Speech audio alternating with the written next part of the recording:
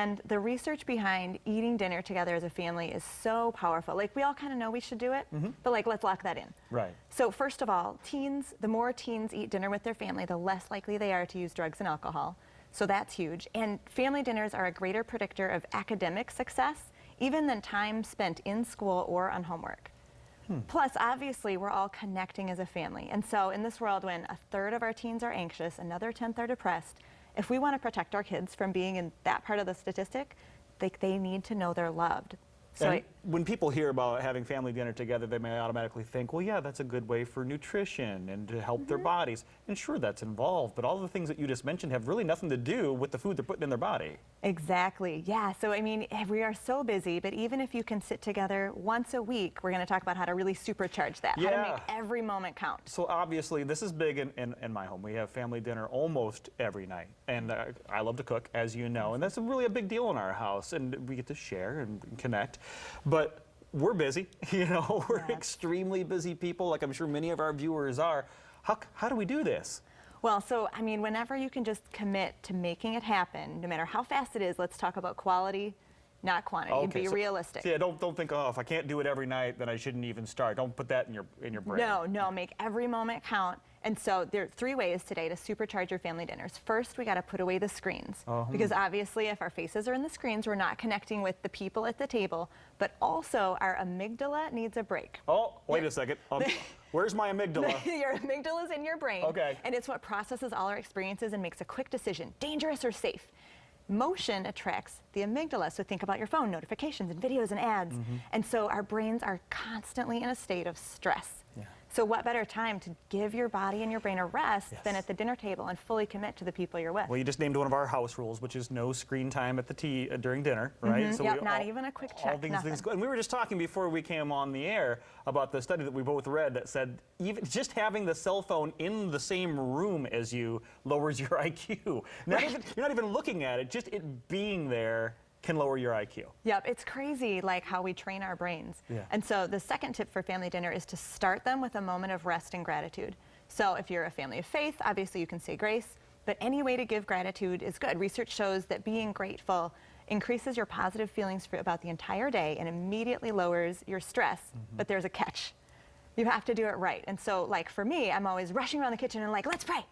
But I have to force myself to sit down, okay? And we teach our kids to do a couple deep breaths. It's as simple as that. Teach your kids to breathe in for 2 and out for 4, or in for 3, out for 6. You want to breathe out twice as long. And that's a great strategy too, to be in like a moment of stress. If they're feeling anxious, they can use that. But what that will do at the dinner table is turn on the parasympathetic state of your nervous system. Brain talk. I know, totally science geek today. So your nervous system has a sympathetic and parasympathetic state. The sympathetic is that fight, flight, or freeze. It's get things done, protect from danger, run from the saber-toothed tiger. That's fine if you're at work, but our bodies also need the reverse, which is the parasympathetic, rest and digest. So if you're about to eat, those deep breaths will literally help your body digest the food better and teach your kids how to calm their brains down. Yeah, and side note, a saber-toothed tiger, horrible pet. Right. Obviously, you don't want one of those in your house.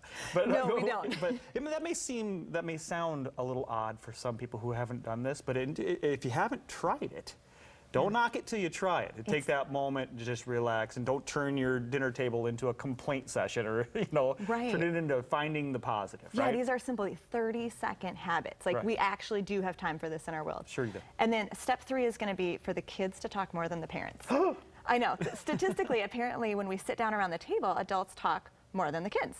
But developmentally, we know kids need to talk to process their experiences and to learn, and we want them to practice communicating with us. Right? So when kids have something devastating happen, what parents want more than anything, that they confide in us, Absolutely. right? But it's not going to happen if they don't practice.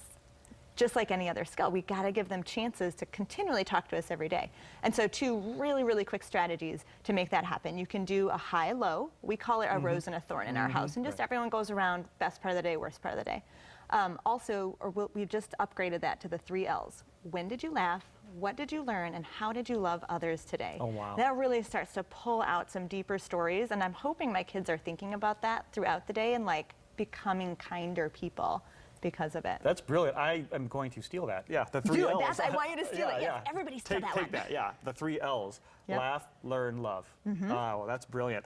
All right, so all of this is great. All of this is phenomenally inspirational. I mean, something that we'd want to incorporate in our house. Where can I go for more information? And I think you brought in a free gift as well, right? Through your website? Yes, okay. Because I want to continue to challenge people to build your kids' brain resiliency, you know, and build their mental health. And I believe that you can do that best in the kitchen, that's the most powerful place to show kids that they matter, that they make a difference in the world. So quick free download, 3 strategies on how to build kids' brain resilience by getting them in the kitchen. Super simple strategies. And you can get that at kidscookrealfood.com/resiliency. Absolutely. And of course, we had the 2-year-old and the 8-year-old making brownies last week, all in the kitchen, sifting, cracking eggs, having all that fun. Thank you so much, Katie.